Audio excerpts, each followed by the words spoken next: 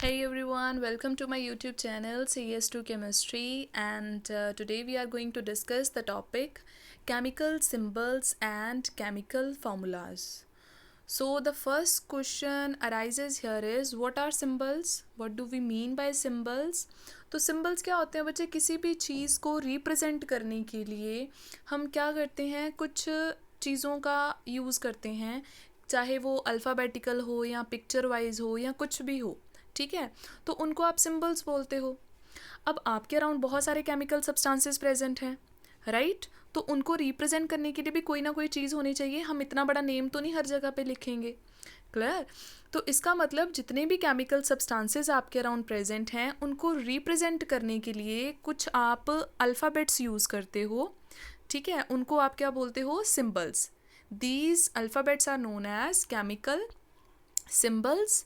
और इससे पहले जो है, पहले पिक्टोरियली या पिक्चर वाइज जितने भी आपके केमिकल सब्सटेंसेस हैं उनको रिप्रेजेंट किया जाता था, but now we use another term, we use English alphabets, right. So let's take an example. Iron, what is iron? Iron is an element. हमने ऑलरेडी कर रखा है आयरन क्या है, कंपाउंड, सॉरी एलिमेंट्स क्या हैं, कंपाउंड्स क्या हैं, मिक्सचर्स क्या हैं, राइट। सो आयरन एक प्योर सब्सटेंस है और ये एक एलिमेंट है, ठीक है। तो आयरन बहुत सारी हमारी डेली लाइफ में हम इसके यूजेस देखते हैं, कहीं मशीनरीज में, कहीं है ना किसी और चीज़ में।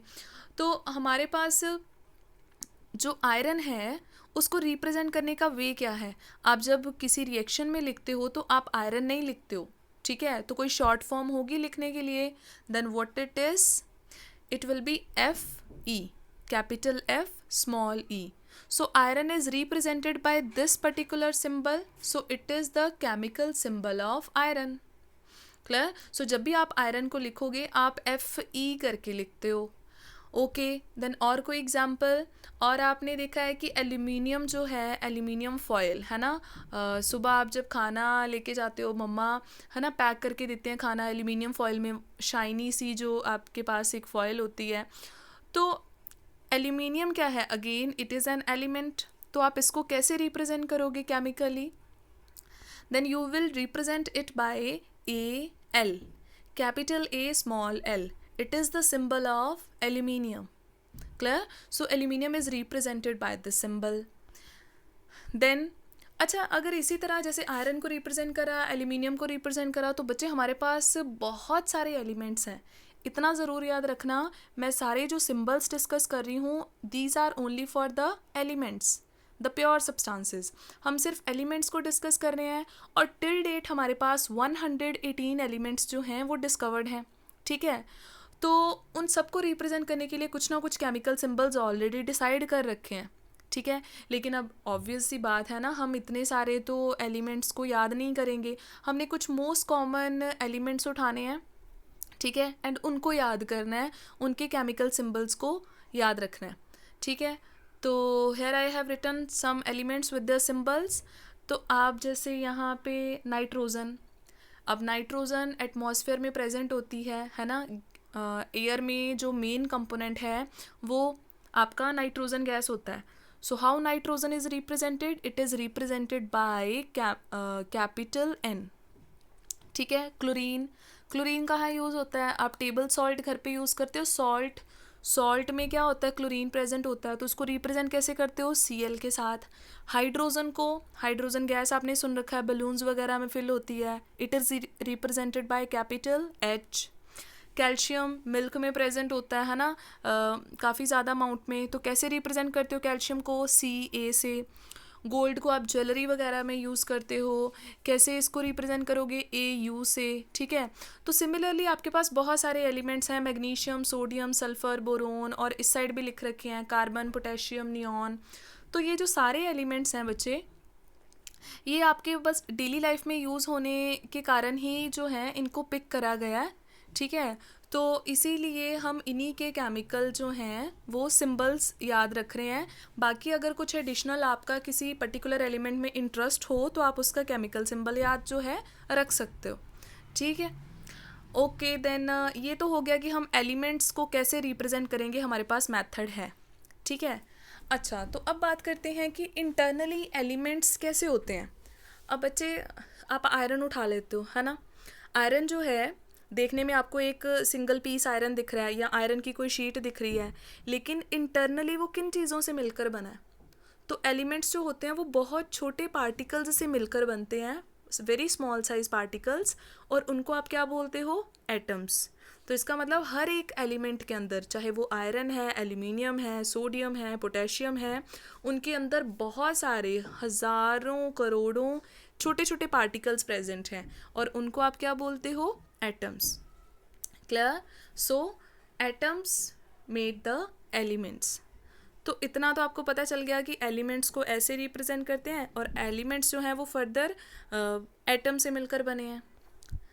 नाउ एक और टर्म आपके पास आएगी बच्चा, आयन। तो एक्चुअल में जो एटम होता है ना, आपको ये तो पता चल गया बहुत छोटा सा एक पार्टिकल है जिसको आपने नाम दे दिया एटम का, लेकिन एटम के अंदर भी बहुत सारे पार्टिकल्स होते हैं जिसकी स्टडी आप करोगे नेक्स्ट या किसी हायर क्लास में, स्ट्रक्चर ऑफ एटम में, ठीक है, कि एक्चुअल में एटम के इनसाइड क्या है। लेकिन अभी के लिए आप इतना सिर्फ याद रख लो कि एटम के अंदर पॉजिटिव एंड नेगेटिव दोनों जो हैं चार्जेस प्रेजेंट होते हैं। क्लियर। एटम के अंदर क्या होता है, पॉजिटिव नेगेटिव दोनों चीज़ें होती हैं। अब पॉजिटिव नेगेटिव चार्जेस आपने, है ना, पढ़ रखा है पहले ही कि पॉजिटिव नेगेटिव दो चार्जेस होते हैं। तो एटम के अंदर दोनों चार्जेस प्रेजेंट हैं और दोनों इक्वल अमाउंट में हैं, तो इसीलिए एटम के ऊपर कोई चार्ज नहीं होता। सारा पॉजिटिव चार्ज सारे नेगेटिव चार्ज को कैंसल आउट कर देगा and you will get zero. So it means atoms are neutral, atom के ऊपर कोई चार्ज नहीं होता। लेकिन अगर थोड़ी बहुत उसके चार्जेस में हम डिस्टर्बेंस कर दें, थोड़ी बहुत, ठीक है, तो एटम के ऊपर चार्ज आ सकता है। तो एटम के ऊपर अगर या तो पॉजिटिव चार्ज आएगा या फिर क्या आ सकता है, negative charge. So there are only two options, ठीक है। तो अगर किसी पे पॉजिटिव चार्ज आता है किसी भी एटम पे, तो उसको आप क्या बोलते हो, केटाइन, ठीक है। और अगर किसी एटम पे नेगेटिव चार्ज आता है तब उसको आप क्या बोलते हो, एनायन। तो बेसिकली बच्चे मैं आपको सिर्फ इतना बता दूं कि आयंस क्या होते हैं। वैसे तो एटम आपका न्यूट्रल है, लेकिन अगर एटम पे कभी कोई चार्ज आता है, चाहे वो पॉजिटिव है चाहे नेगेटिव है, तो उसको आप क्या बोलोगे, आयन बोलोगे, ठीक है। और आयन दो तरह के होते हैं। अगर एटम पे पॉजिटिव चार्ज आए देन उसको हम केटाइन बोलते हैं, और अगर एटम पे नेगेटिव चार्ज आता है तब उसको हम एनायन बोलते हैं। क्लियर हो गया, आयन क्या है, एटम क्या है। ओके। तो अब ये जो मैंने यहाँ पे आप स्ट्रक्चर देख रहे हो, इट इज़ ऑफ सॉल्ट, ठीक है। आप सॉल्ट डेली लाइफ में, है ना, फूड में बहुत सारा जो है किचन में यूज़ होता है ये वाला केमिकल कंपाउंड। तो आपको पता है सोडियम क्लोराइड, इसका आपने बहुत टाइम फार्मूला पढ़ा होगा, NaCl, ठीक है। तो इसमें दो चीज़ें होती हैं आपके सॉल्ट में, एक होता है Na यानी कि सोडियम, और एक होता है Cl यानी कि क्लोरीन। लेकिन आपको पता है कि ये जो Na और Cl होते हैं इनके ऊपर चार्जेस होते हैं। Na के ऊपर पॉजिटिव चार्ज होता है और Cl के ऊपर नेगेटिव चार्ज होता है। सो Na क्या हो गया आपका, केटाइन, क्योंकि उसके ऊपर पॉजिटिव चार्ज है, और Cl आपका क्या हो जाएगा, एनाइन, क्योंकि उस पर कौन सा चार्ज है, नेगेटिव चार्ज है, ठीक है। So these all are the ions. Okay, here I have written again some ions, ठीक है। आपको सिर्फ इनके चार्जेस याद रखने हैं, क्योंकि हर एक के ऊपर कितना भी पॉजिटिव कितना भी नेगेटिव चार्ज आ सकता है, वो डिपेंड करता है हर एक एलिमेंट पे। अब जैसे सोडियम एलिमेंट है, उसको Na के साथ रिप्रेजेंट करते हो, लेकिन सोडियम आयन जो है उसके ऊपर क्या चार्ज होता है, Na के ऊपर 1 पॉजिटिव चार्ज रख दो, उसको क्या बोल देंगे हम, sodium ion. Magnesium, it is represented bye Mg, लेकिन मैग्नीशियम के ऊपर चार्ज कितना होता है, 2 पॉजिटिव, ठीक है। तो ये आपका क्या हो गया, मैग्नीशियम आयन। सिमिलरली जो एल्यूमिनियम मेटल होती है उसके ऊपर 3 पॉजिटिव चार्ज होता है, कैल्शियम के ऊपर 2 पॉजिटिव होता है, ठीक है। तो आप ऐसे ही इनको ऑर्डर में याद रख सकते हो, किसके ऊपर 1 पॉजिटिव या किसके ऊपर 2 पॉजिटिव चार्ज होता है। और क्योंकि इन सब पे पॉजिटिव चार्ज है ना, तो हम इनको क्या बोलते हैं, cations. These all are the cations, और ये आपको याद रखने हैं, सिम्बल्स भी एंड चार्जेस भी। अब ये रही आपकी लिस्ट एनाइंस की। एनाइंस क्या होते हैं बेटा, एनाइंस होते हैं जिनके ऊपर नेगेटिव चार्ज है, और यहाँ पे मैंने जितने भी लिखे हैं ना सबके ऊपर क्या है, नेगेटिव चार्ज। तो फर्स्ट क्या लिखा है मैंने, क्लोराइड। अच्छा एक चीज़ और है, वैसे Cl का नेम क्लोरीन होता है, लेकिन जब उसके ऊपर चार्ज आता है ना तो उसका नेम थोड़ा सा चेंज हो जाता है, it is known as chloride. जैसे O क्या होता है, ऑक्सीजन होता है, लेकिन जब ऑक्सीजन पे नेगेटिव चार्ज आता है जैसे -2, तो उसको क्या बोलते हैं, ऑक्साइड। ठीक है, उसको ऑक्सीजन नहीं बोलना। तो नाम जो है वो चेंज हो जाता है नेगेटिव आयंस का।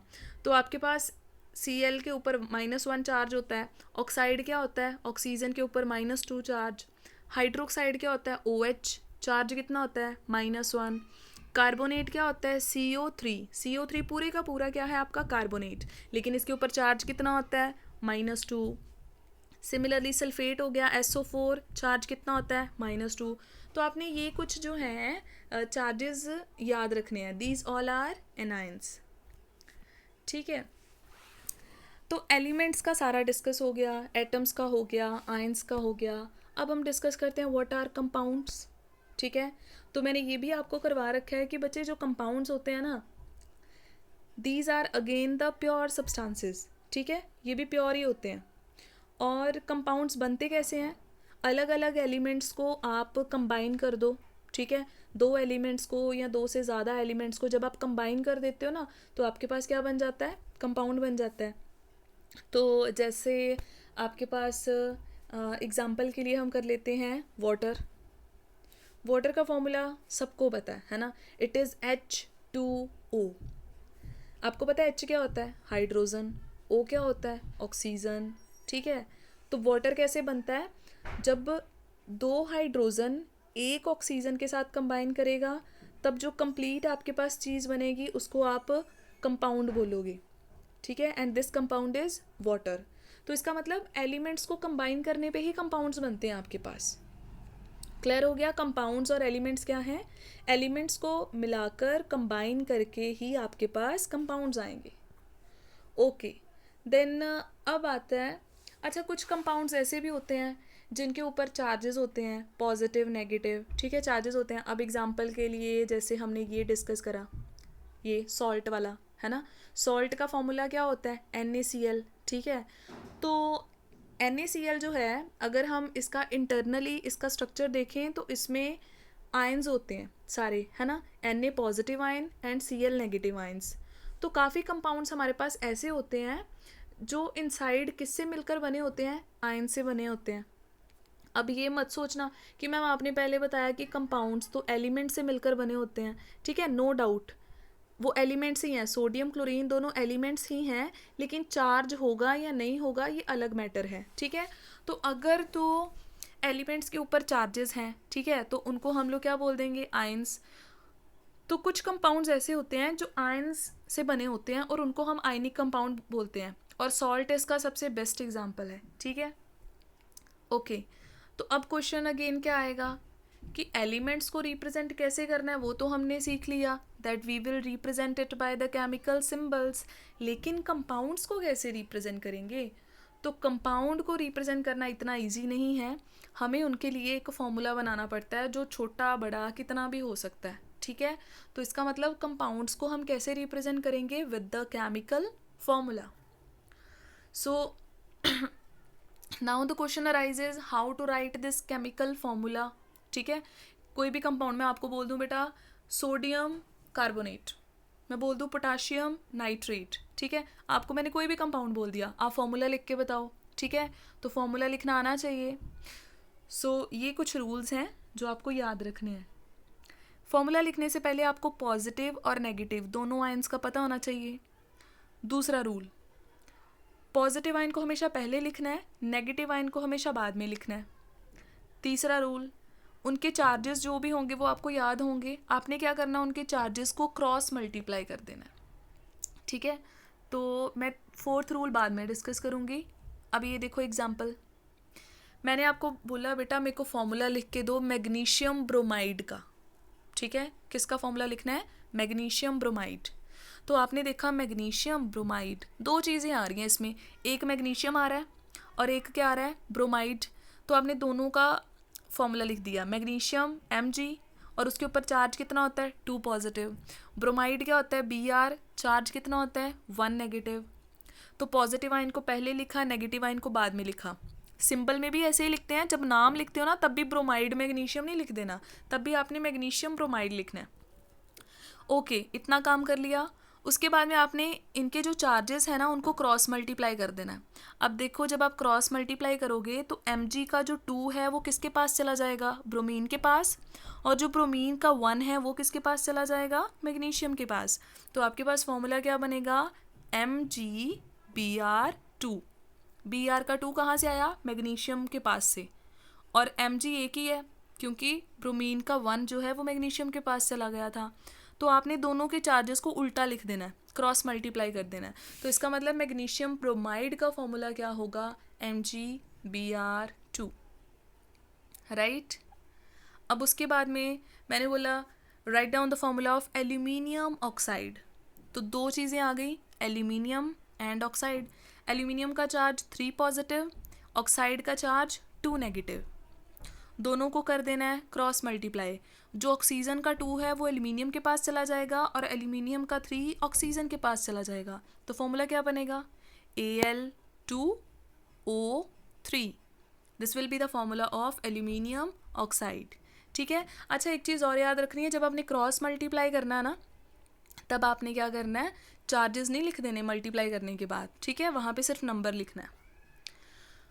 ओके, तो यहाँ पे लगेगा हमारा 4th रूल भी। अब मैंने आपको बोला write down the formula of calcium oxide. तो कैल्शियम ऑक्साइड यानी कि 2 एलिमेंट्स हैं, कैल्शियम एंड ऑक्सीजन।